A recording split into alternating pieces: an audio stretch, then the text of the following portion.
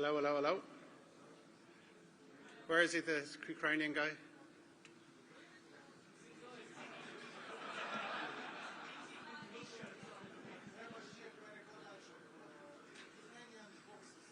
Yeah, can you hear? This is President Zelensky's microphone. I can't speak Ukrainian. Okay. Do you want this one? Can you, hello, hello, hello. Yeah, good.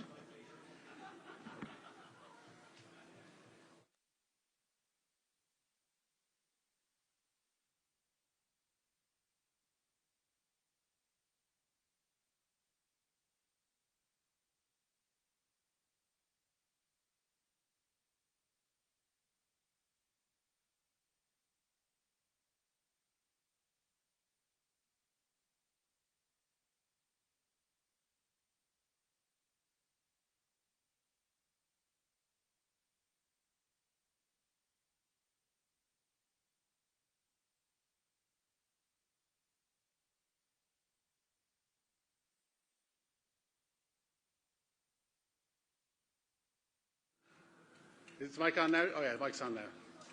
Okay, can the interpreter hear me? Okay, will I test this mic?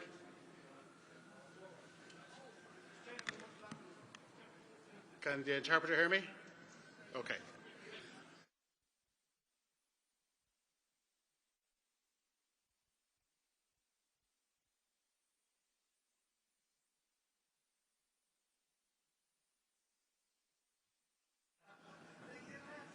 Okay, this is the Taoiseach's podium.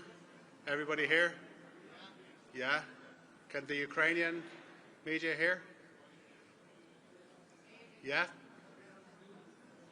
No? No, okay.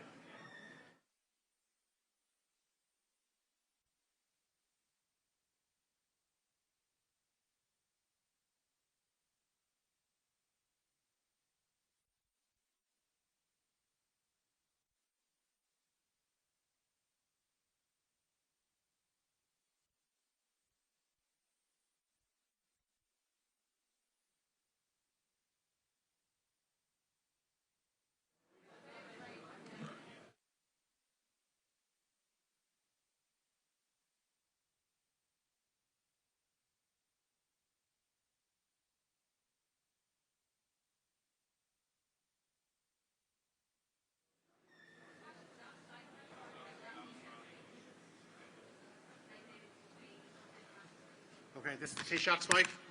Okay. Want to do one more here? This is President Zelensky's mic. Okay.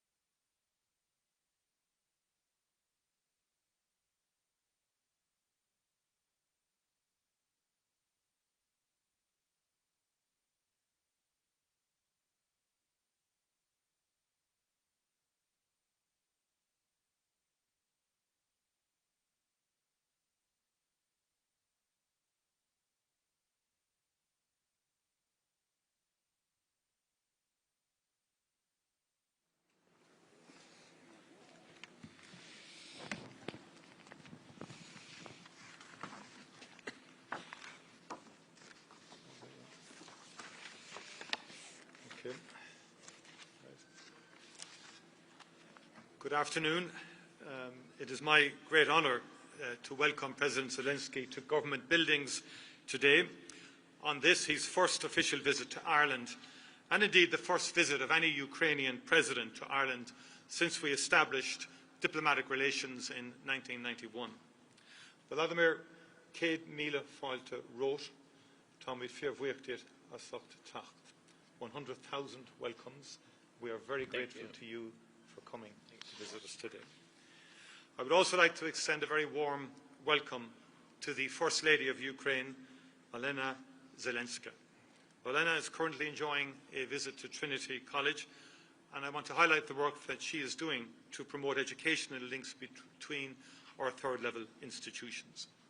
I would also like to pay tribute to the work that the First Lady is leading internationally to secure the return of children illegally abducted by Russia from Ukraine. It is vital and important work, and she has my full support. Mr. President, we all wish that your visit here was under different, happier circumstances. We hope that we will soon be able to welcome you back when peace has come to Ukraine and its people. You so richly deserve it. But your visit comes at a critical moment for Ukraine and for Europe.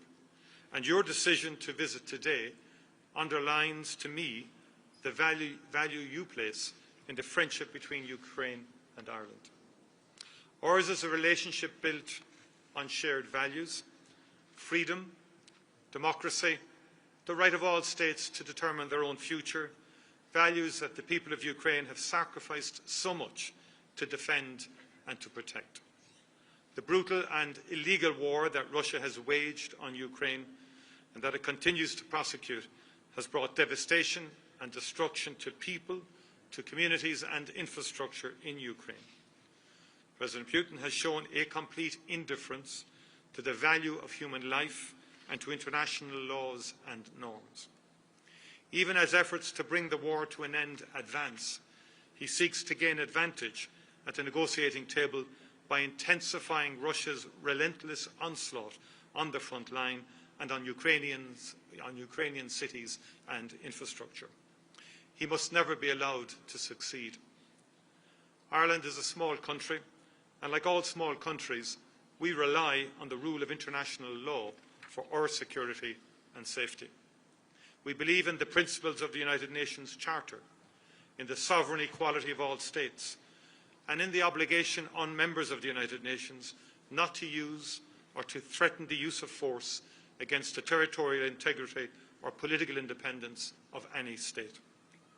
Ukraine has a right to live in peace and freedom, and the people of Ukraine have shown great courage and resolve in defending themselves and in seeking to vindicate their rights. Ireland stands with Ukraine in affirming these principles and these rights.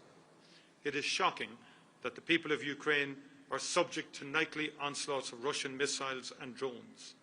The people of Ukraine deserve to be safe in their own homes.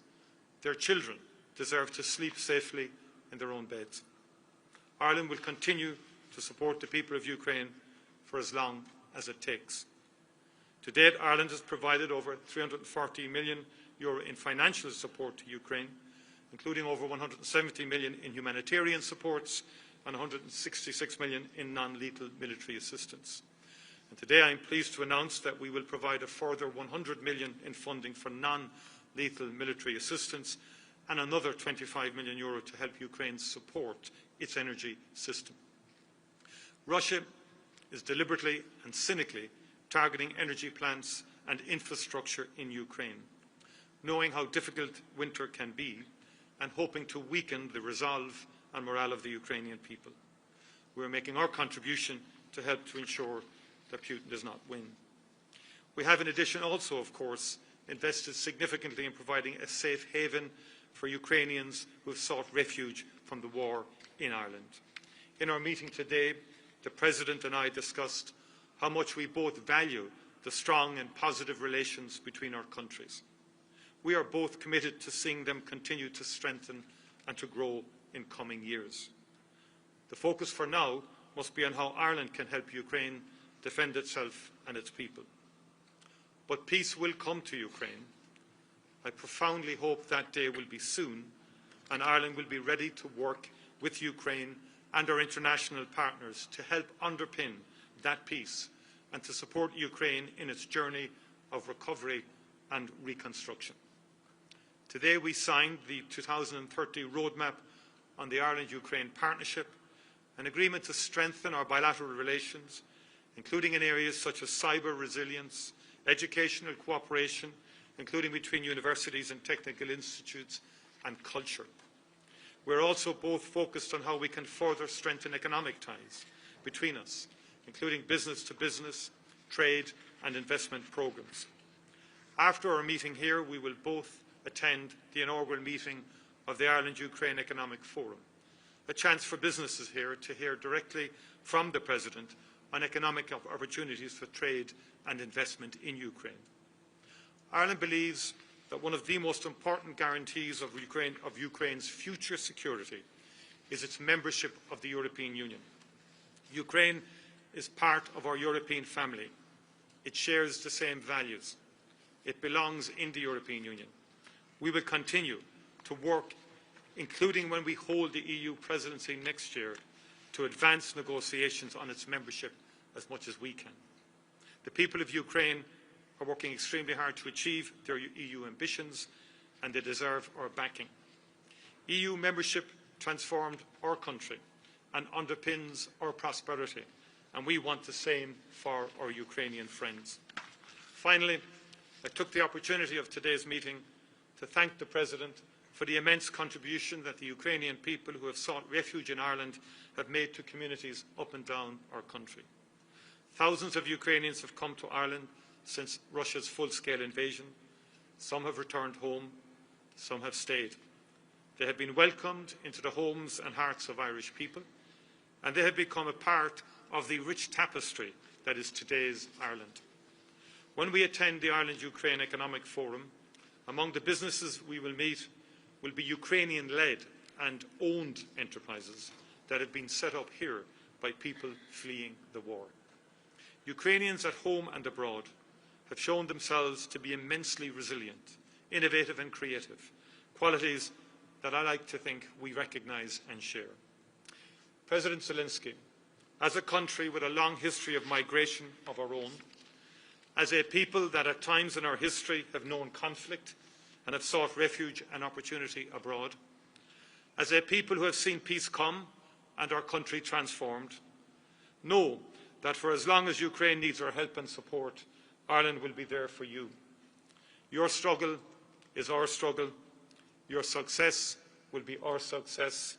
We are with you for as long as it takes. Mr. President, Vladimir, you and the First Lady are most welcome to Ireland. We will continue to do all we can to support a just and lasting peace for Ukraine. I've always been clear that nothing can be decided about Ukraine without the involvement of Ukraine, and we will be with you when peace prevails to support the recovery and reconstruction of your country. Thank you, and Slava Ukraini. Героям слава. Thank you so much. Thank you, Michael. Michael, пане Тішок, шановні присутні наші команди, шановні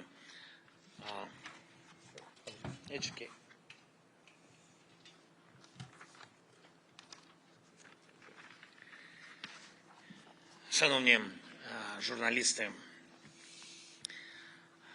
дорога Ірландія. Сьогодні перший офіційний візит, про це Міхал сказав, і це факт. Офіційний візит президента України до Ірландії від часу встановлення дипломатичних відносин між нами. І одразу це візит в один із найбільш складних та водночас оптимістичних моментів. Зараз найбільше, ніж будь-коли є шанс завершити цю війну. Якраз тут, в Ірландії, сьогодні вранці зібралась наша делегація, яка була на зустрічах в Сполучених Штатах Америки з командою президента Сполучених Штатів. Є зараз 20 пунктів, які були напрацьовані в Женеві, які були допрацьовані у Флориді. Деякі речі ще треба опрацювати з того, що я бачив Америка робить серйозні кроки, щоб закінчити війну так чи інакше. І наше завдання, і я впевнений, що це наше спільне завдання усіх в Європі, дійсно закінчити війну, а не просто отримати паузу в бойових діях. Потрібен достойний мир, щоб це дійсно відбулося. На стороні миру мають бути справді всі. Всі в Європі і всі нації, які мир цінують. Ірландія. Країна нейтральна, але точно не байдужа країна. Ми вдячні їй. Ви допомагаєте нам. Ми цінуємо це.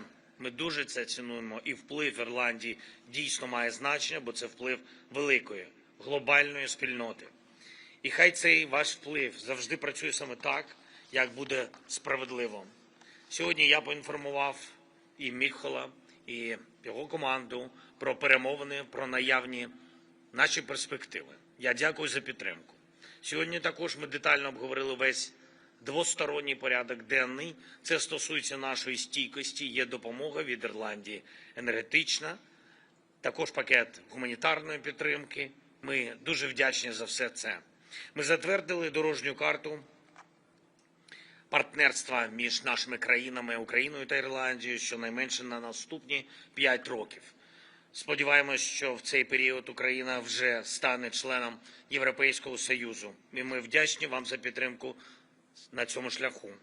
Ми цінуємо, що Ірландія завжди чесно та завжди принципово ставиться до питань тиску на Росію. І передусім це питання санкцій, санкційної політики. Санкції мають залишатись в силі, поки залишається російська окупація та залишаються російські знущання з наших людей, українців. Ми обговорили сьогодні також позицію щодо заморожених російських активів. Вже давно час їх направити Україні заради того, щоб ми могли надійно забезпечити все, і свою оборону, і своє відновлення. І це буде користь не тільки для нас, але й для партнерів. Ми давати більше замовлень країнам, які нам допомагають. Ми сподіваємось на те, що Ірландія не тільки сама, а разом з усіма, хто прислуховується у світі до Ірландії, буде підтримувати необхідність притягнення Росії до відповідальності. Відповідальність за все, що вони зробили, відповідальність за цю агресію. Зараз триває робота на континенті для створення трибуналу, який зможе покарати Росію за злочин агресії та за всі воєнні злочини. Я прошу вас активніше брати участь в спільних зусиллях для юридичної відповідальності Росії та її спільників. Звісно, у нас є великий пласт гуманітарної і культурної співпраці.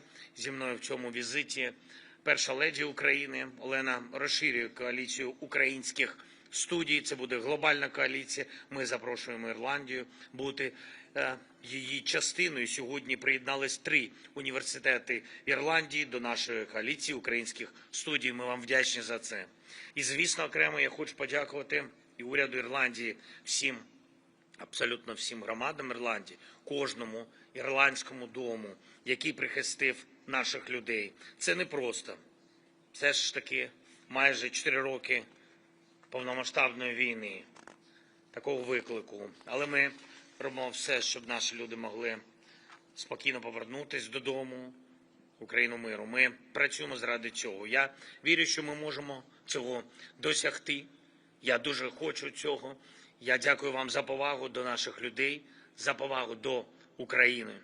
І за те, що Ірландія з нами не просто через політичні міркування, а тому, що Ірландія щиро захищає право народів на життя вільне, незалежне, свободне. Дякуємо вам ще раз. Слава Україні!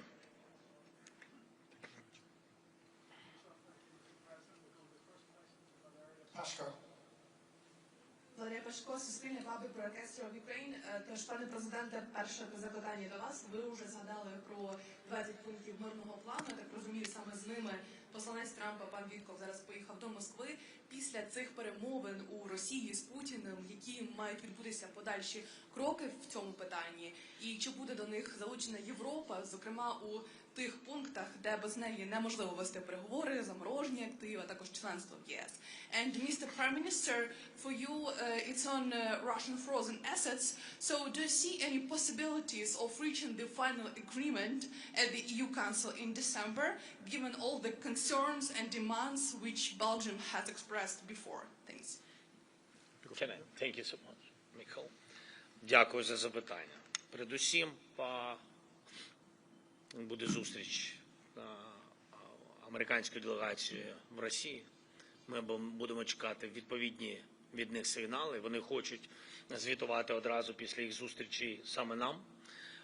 Я думаю, від цих сигналів, які вони будуть, залежать майбутні і наступні кроки. Кроки будуть змінюватися впродовж сьогодення, навіть, я думаю, погодинно. Ми отримуємо ті чи інші сигнали. Якщо сигнали спрацюють так, якщо це fair play, так, з нашими партнерами, то можемо зустрінемось дуже швидко.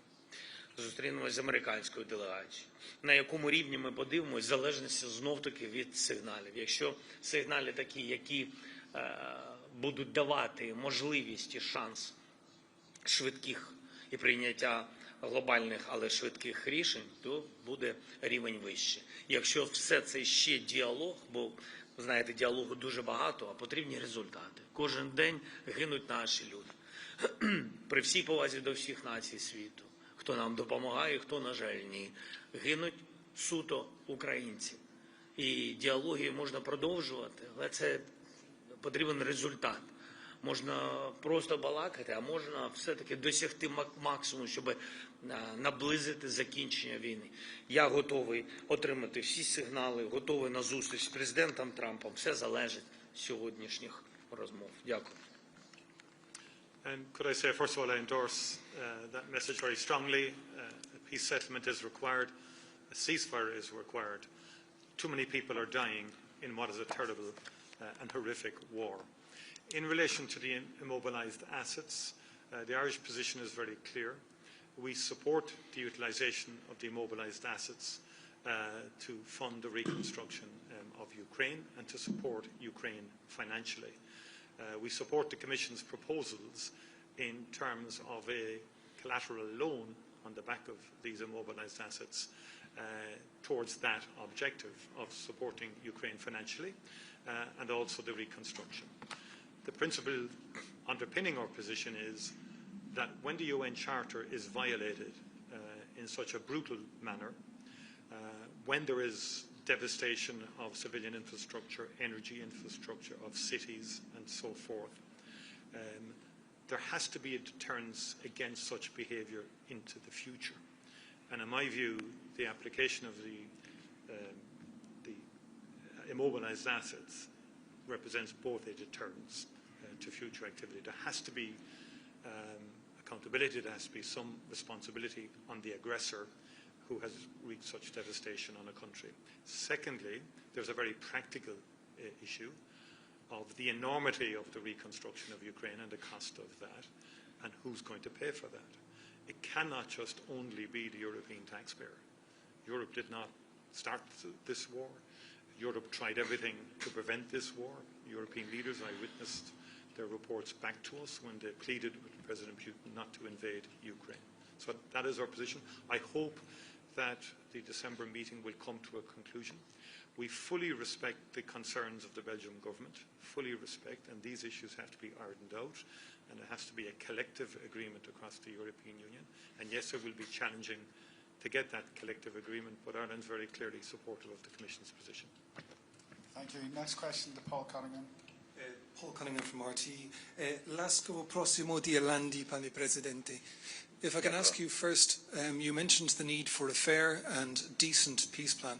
Some believe that your Parliament faces a real dilemma, either a bad peace deal soon or a worse peace deal next year or the year after, given some Russian advances in around towns like Pokrovsk, which they claim to have taken. What's your response to that analysis? And Taoiseach, you mentioned about the big push for Ukraine to join the European Union. We have many tens of thousands of Ukrainians here who are on temporary protection. If they're going to be joining the European Union, can't you make a one-off to ensure that they will be able to apply for citizenship and they wouldn't have to wait 5 years, because at the moment the clock hasn't started ticking because they're under temporary protection? Thank you. Дякую за ваше запитання. Передусім хочу сказати, що простих рішень не буде. Ми розуміємо, що відбувається, і розуміємо, з ким маємо справи. Питання в тому, що питання не в складнощі прийняття рішень. Той, хто спроможний їх приймати, буде приймати. Я спроможний приймати рішення. Важливо, щоб все це було справедливо і відкрито, щоб не було ніякої гри за спиною України, щоб нічого не було вирішено без України про нас, про наше майбутнє. Якщо ми говоримо про гарантії безпеки, які є і мають відповідний сигнал відповідному цьому framework document, так, то ми повинні чітко розуміти, що це буде, як це буде. Хоча б, розумієте, основні речі. Бо, розумієте, це ж не експеримент на комусь. Це люди, наші живі люди. Руські почали війну, і тут немає ніяких альтернатив цьому формулюванню. Вони розпочали, свідок весь світ, вони прийшли з агресією знищити нас. Ми їх зупинили, Європа допомогла, Америка допомогла. Росія не змогла окупувати Україну через міцність передусім українських людей, воїнів, цивільних, наших партнерів, безумовно. Ми їх зупинили. Кровопролиття достатньо, каже Сполучені Штати, і ми повністю їх підтримуємо. Але ми повинні закінчити цю війну так, щоб потім, через рік, Росія знов не прийшла з третім вторгненням за це десятиріччя. Це може бути, бо це була їх основна ціль. Вони не досягли цілі окупувати нашу державу. Я не впевнений, що їх цілі змінились. Вони можуть відтермінуватись, а нам потрібен для цього захист. Що буде завтра, коли наші воїни підуть додому? Справедливо підуть додому, на жаль, не всі. Деякі живими не повернуться. Що буде далі? Коли вони повернуться додому, знову стануть вчителями, інженерами, різних професій люди. Вони повернуться, а Росія буде продовжувати нарощування своєї військової, готуватися ще до одного вторгнення.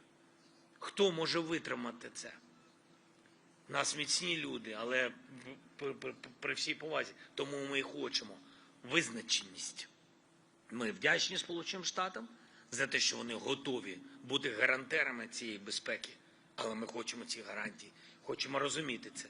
Ми вдячні Європі, що Україну бачать в Європейському Союзі, а для нас це частина гарантій безпеки. То питання коли? В цьому сторіччі? Ми в Євросоюзі чи ми в наступному сторіччі? Тобто визначеність для українських людей – ось що потрібно. Yeah, Paul, Ireland was one of the early advocates and supporters of Ukrainian membership of the European Union.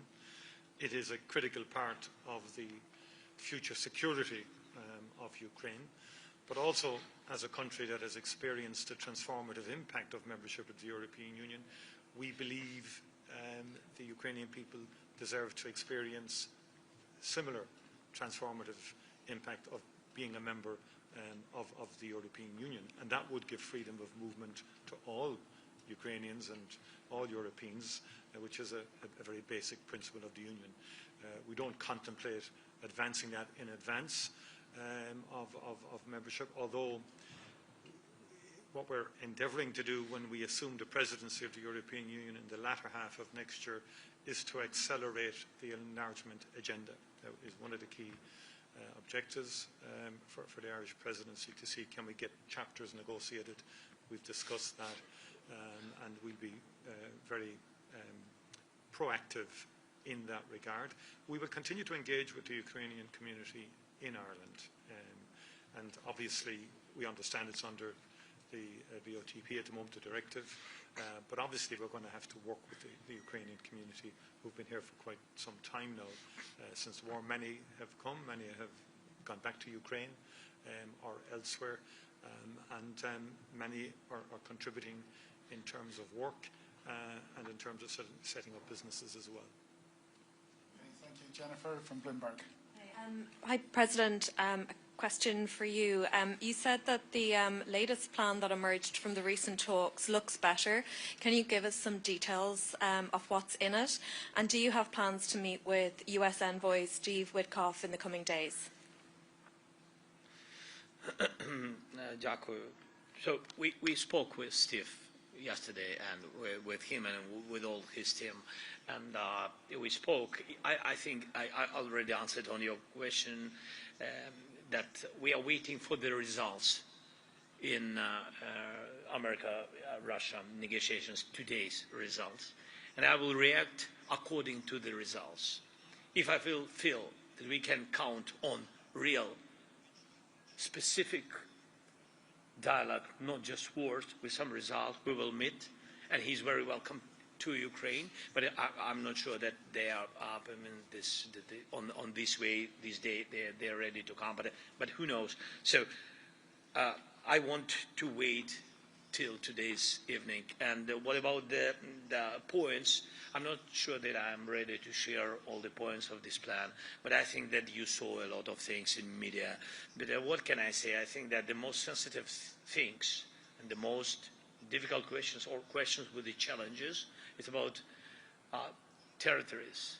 It's about frozen assets, because I can't just myself speak on behalf of European leaders. It's about money, which are frozen, but in Europe.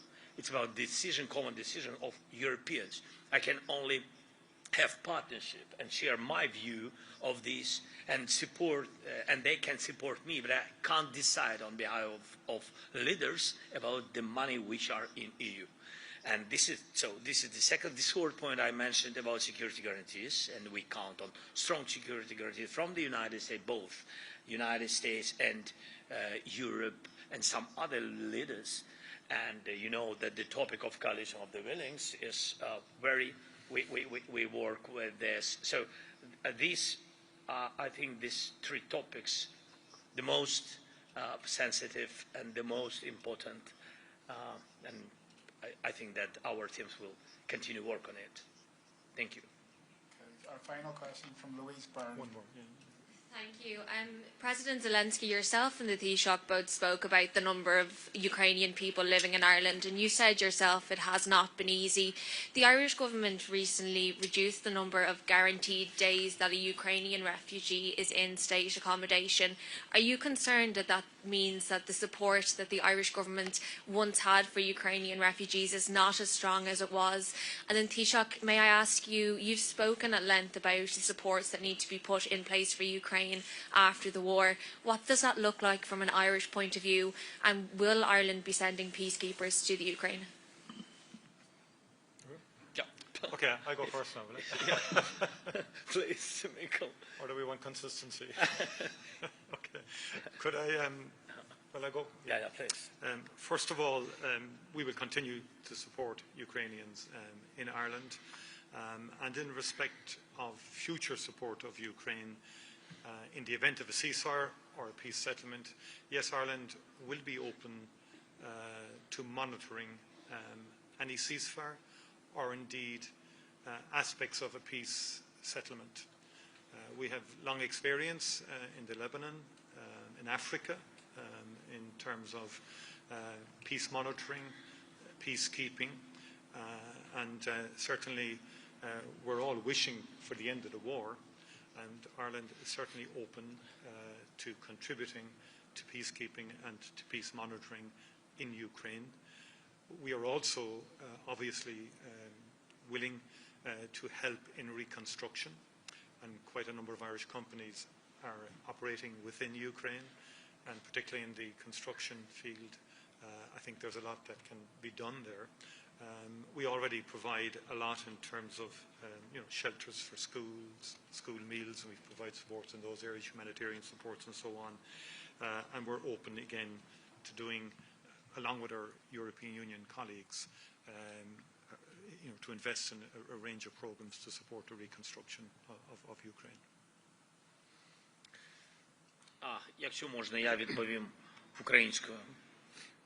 Ірландія з початку війни обрала сторону, на мій погляд, чесно, не тому, що я президент України, а тому, що так правильно, це ціннісно. І обрала сторону допомоги Україні, допомоги українцям. Ірландія допомагала українцям, які залишились в Україні. і допомагала українцям, які в Ірландії. І ми вдячні за це. Я був так вихований, що я не можу критикувати за допомогу. Вона збільшується або вона зменшується. Ми повинні бути вдячними. Ми повинні бути вдячними і не забувати про це. І я дуже вірю, що ви це робили не тільки для того, щоб допомогти нам, а робили тому, що ви розумієте, через що ми проходимо. Ви розумієте це, я думаю, історично і ціннісно. Тому ми вдячні за ваш вибір. Питання не в розмірі допомоги, питання в виборі. Дякую. Thank you very much indeed. Thank you. Thank you.